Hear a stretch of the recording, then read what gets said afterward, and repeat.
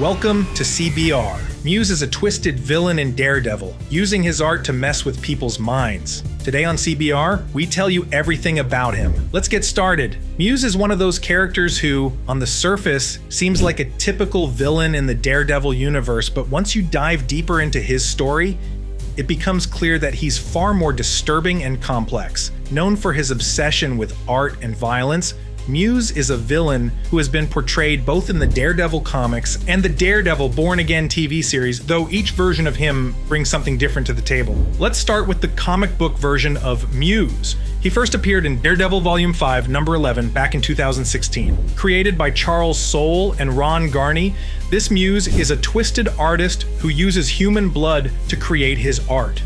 And by art, I mean gruesome, blood-soaked murals. His obsession with art is so extreme that he believes the only way to make a true masterpiece is through murder.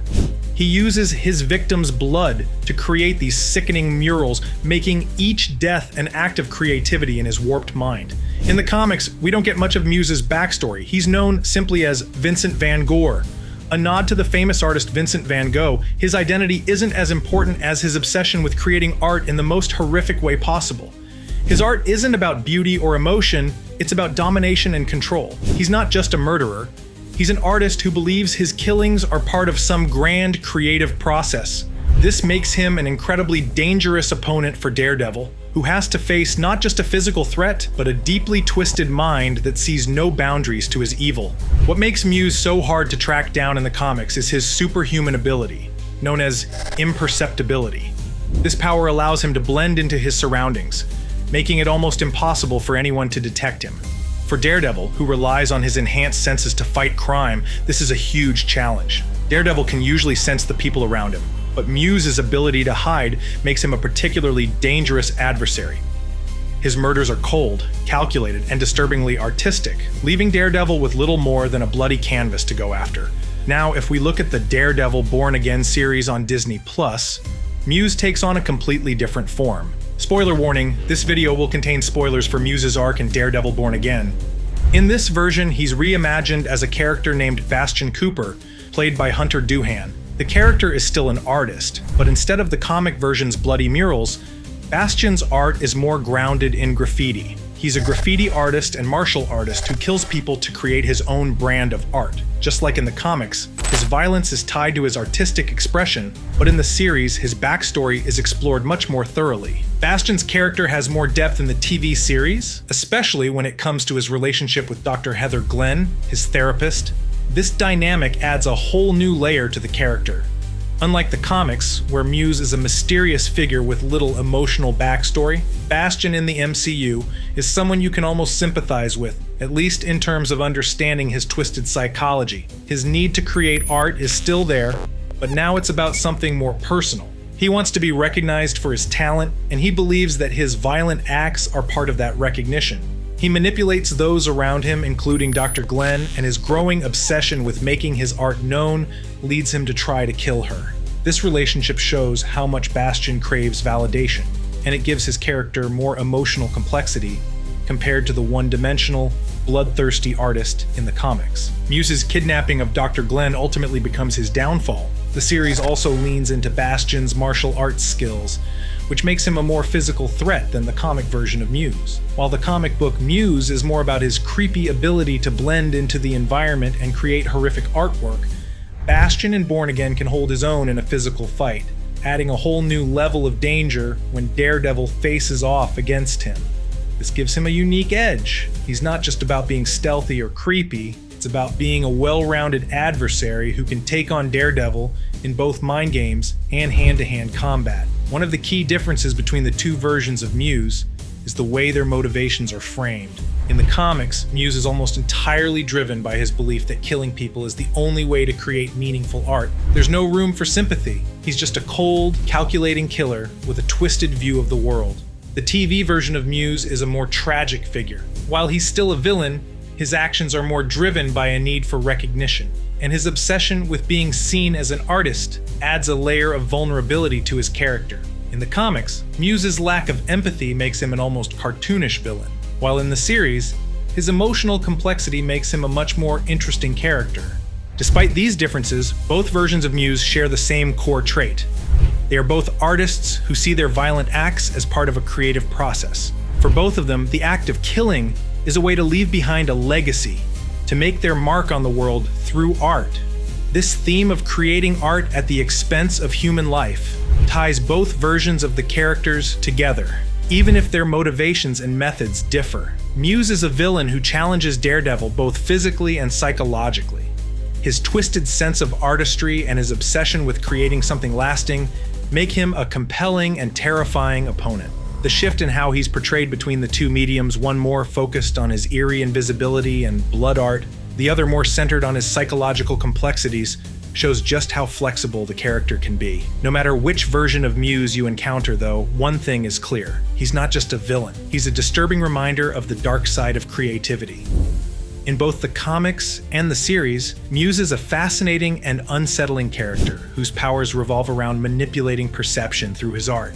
Unlike most of the villains in Daredevil's world, he doesn't rely on physical strength or advanced technology. His weapon is his creativity and the way he uses art to control the minds of others. Muse's abilities make him a unique threat to anyone who crosses his path, and his ability to twist perception creates some intense, eerie situations for the heroes who have to face him. But before we discuss this, it's important to remember that Muse isn't just a mad artist. He has true superpowers, such as his imperceptibility, which allows him to escape from Daredevil's fine radar. In the comics, we never learn why he has this ability, but we also know he's super strong and super fast, so it's safe to say that these abilities come from a sort of mutation. Daredevil number 589 introduced this villain as the Inhuman serial killer, but nothing else was said about this. When Muse's creator, Charles Soule, was questioned, he refused to give a definitive answer, stating that Muse is the kind of character it's better not to explain too much. This means Muse could be a mutant or an Inhuman. Sadly, for those who want this kind of character in the MCU, Muse doesn't have these skills in Daredevil Born Again. He's just a young man who happens to be talented in Taekwondo, so he can go hand in hand against Matt Murdock. Now, regarding his art, one of the most interesting aspects of Muse's powers is how they work through perception. He blurs the lines between reality and illusion. This power makes him a formidable adversary for Daredevil, but it can also lead to psychological and emotional manipulation. Since he can hide himself from your senses, he could make you feel like you're losing control of your reality.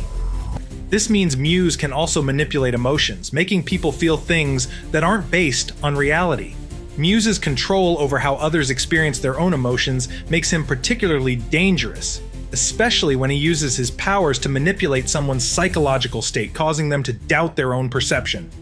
This manipulation through art makes him a difficult villain to deal with because you can't just fight him with physical strength.